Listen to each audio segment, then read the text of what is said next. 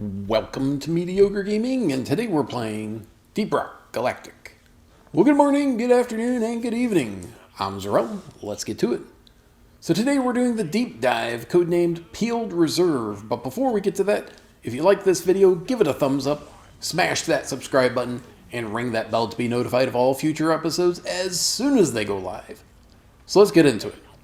Stage 1 of the deep dive has Mactera Plague, rich atmosphere. In addition to that, those are both the modifiers. We also have the main objectives, Morkite, and a Dreadnought. So Mactera Plague means that there's going to be more flyers, so make sure that you keep your eyes on the sky for those enemies that are going to be coming after you. Rich Atmosphere is a double-edged sword. It both helps you and hurts you. Means that you can run faster, so your movement's much faster than normal, but enemy movement is also faster as well. So Morkite, you're going to look for that gray-blue glow on the level and dig it out just like you would any other mineral with your pickaxe. And then the Dreadnoughts, of course, are the boss-like creatures of Deep Rock Galactic. This time around, we got the twins, the Lacerator and the Arbalist. They go immune when they burrow into the level and then pop out somewhere else. They don't have a shielded phase, but they do have a damage phase. And additionally, if you damage one too much compared to the other, then they will share health. So they can be very bullet spongy if you let them be. So keep their damage in between the two where it's more or less even. But once one of them's down, then you can go full on the other one and take them out. Now once you have all the Morkite and the Dreadnought taken care of, then you can call in the drop pod and make your way forward in the deep dive. Now this is a good time to point out that the deep dive is a 3-stage raid-like environment where you can play with your buddy Bosco or with up to 3 other players, either pre-made or match-made. Now know that if you play solo with Bosco, it may take you longer than if you were in a group of 2 or 3 or 4, but your mileage may vary depending on the experience of the people that you're playing with. Now I know that Bosco is pretty awesome, but he can only do so much. So playing with a group more than likely will get you in and out of the deep dive quickly. Now once you call in the drop pod, you can either follow the mule back or you can make your own way back if you have a driller with you.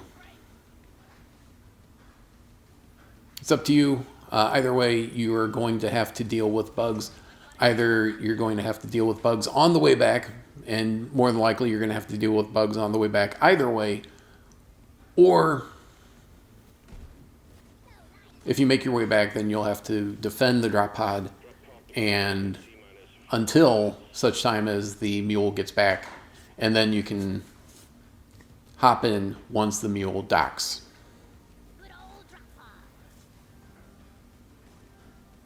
So it's up to you. It's up to your team and what jobs and what traversal tools that you have available to you. Now, unfortunately, this stage, we outpaced the mule by quite a bit, so we had to wait for a while. It was still 40 to 50 meters away by the time we got to the drop pod, so we had to wait for the mule to dock before we could get back on, which means that we had to defend the area against the bugs, mostly flyers, until we can get on. But once the mule docks, then you can make your way on and onward. So that's it for stage number 1. Moving on to stage number 2. The mule's been successfully retrieved. Make it snappy, team. The drop pod won't hang around forever. Close call as always. New depth the weight. Alright, stage number 2 of the deep dive. This time around we have no modifier. which is great because modifiers usually make things a little bit harder for you and not easier, although occasionally they do. This time around we had 2 dreadnoughts and 2 alien eggs. So the dreadnought, of course, boss-like creature, similar to before, but this time around we got the Hive Guard, which has a invulnerable stage, shielded phase, and damage phase. When it goes invulnerable, it's going to call forth its minions, the Sentinels, which are Praetorian-like creatures. They're going to come in and melee you, and even when they get taken out, they kamikaze and leave a goo bomb behind, which is going to slow you down. Once you get all the Sentinels taken down, then the Hive Guard goes into its shielded stage. Take out those little fronds that are on it. And then it goes on to the damage phase. Do as much damage as quickly as possible to minimize your exposure to damage from the dreadnought. And then just rinse and repeat until you take it down. Now, before you start the deep dive, it's always a good idea to grab a special brew. This time around, we had gotten the Dark Morkite brew, which increases the amount of Morkite from each pebble that we get during a deep dive. Not just stage number 1, but all 3 stages. Now, there's not really a bad special brew to have during the deep dive, but there are ones that work better on certain weeks than others. This week, it was fortuitous that we got the Dark Morkite because that actually worked out in our favor.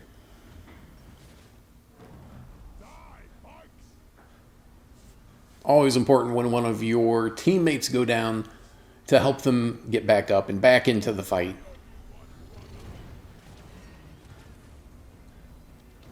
Sometimes with the Dreadnought, you can go ahead and call on a resupply, and it drops right on top of them during the damage phase. You can do a whole bunch of damage, possibly even taking them out.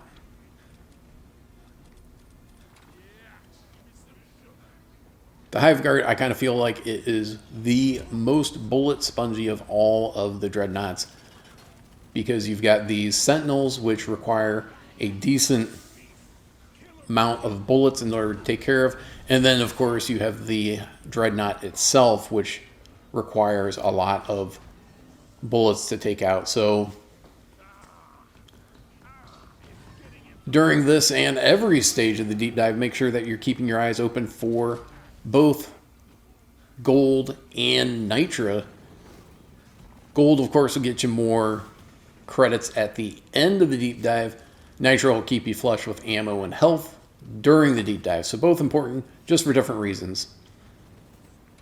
But with all the dreadnoughts that you're having to deal with, it's a good idea to have a whole bunch of nitra so you can call in resupplies whenever you need it. All right, so the second dreadnought we got was the twins again.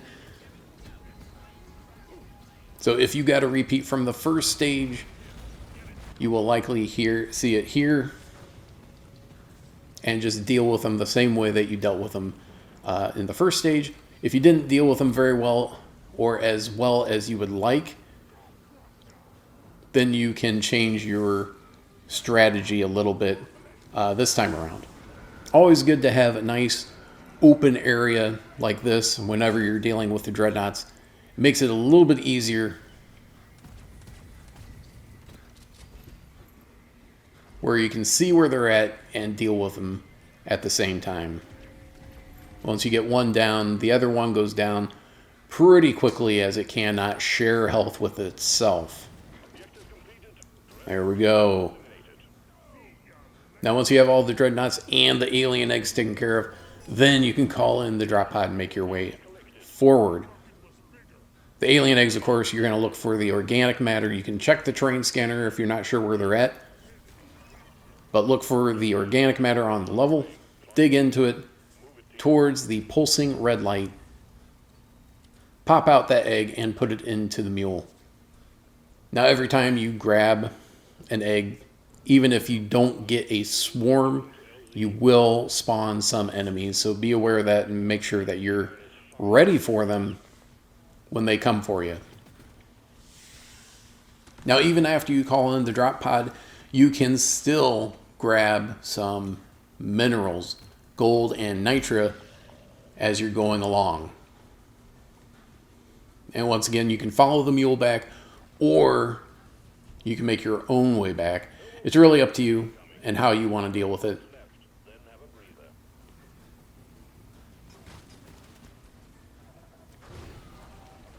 If you've got a driller on your team, or if you're a driller, then it could definitely work to your favor to go ahead and make your own way back.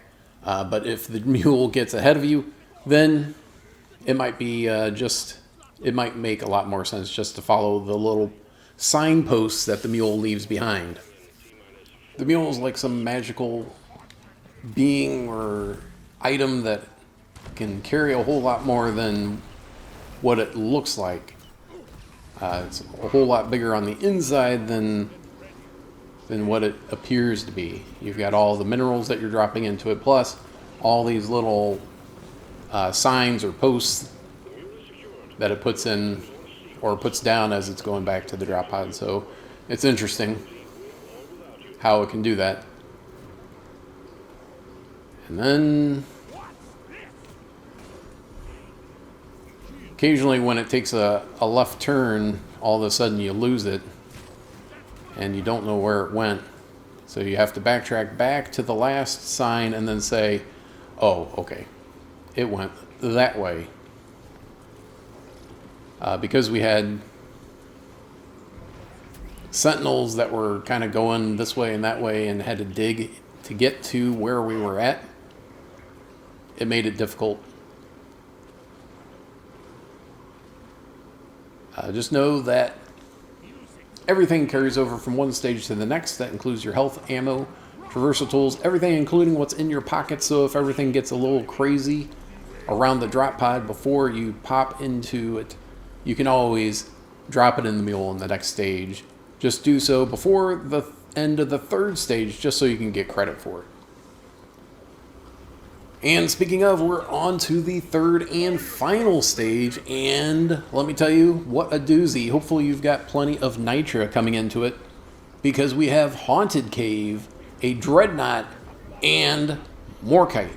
If it feels like deja vu, it's because it is, because this is stage 1 again, only with the Haunted Cave modifier instead of Rich Atmosphere and Mactera Plague. So Haunted Cave, of course, means that you have an invulnerable detonator that's walking around called an Unknown Horror.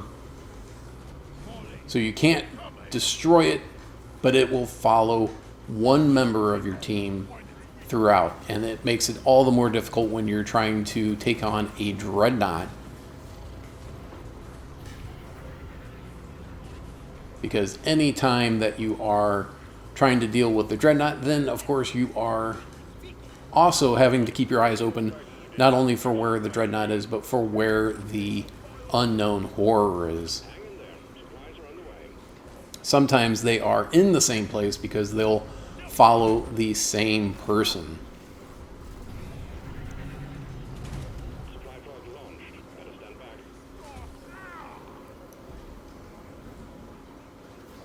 So the best strategy is to have one person right at the beginning just take it in a circle, slow circle, just outside of its reach.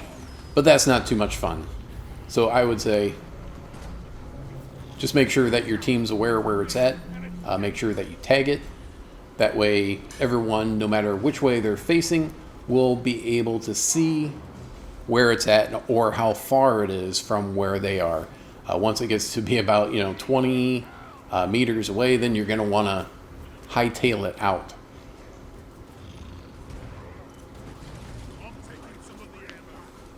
So this time around we got the Glyphid Dreadnought.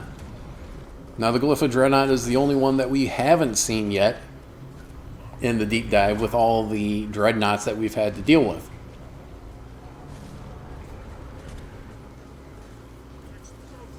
Glyphid Dreadnought has an area of an attack that it pounds.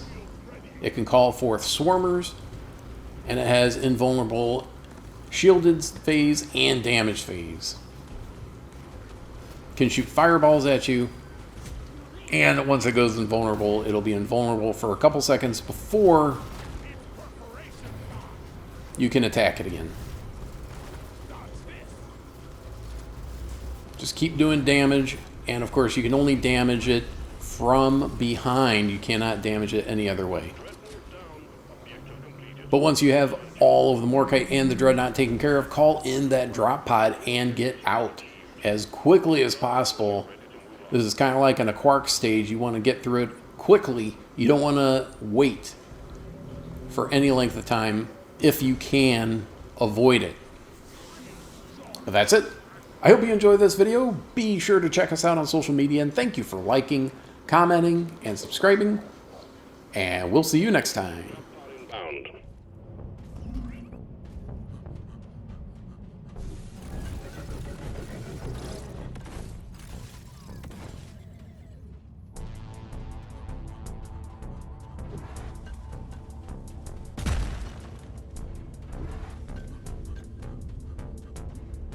Drop pod has arrived. The mule has been called back. Drop pod departing in T-minus 5 minutes.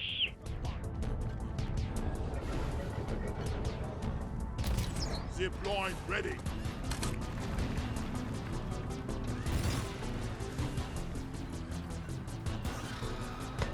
Go forth, my minions. Follow this.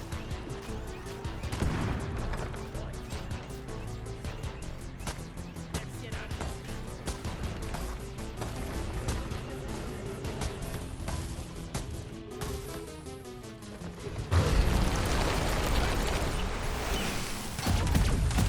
What's this?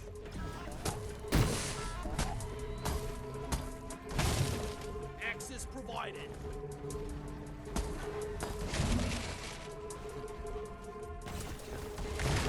Access provided. Drop pod departing in T-minus 4 minutes. Safe? I ordered a resupply. Roger that. Supplies are coming. I ordered a resupply. Supply pod requisitioned. Launching now. Rocket! The mule has docked. Initiating launch sequence. Good work. We're pulling you back in. We fight for rock and stone.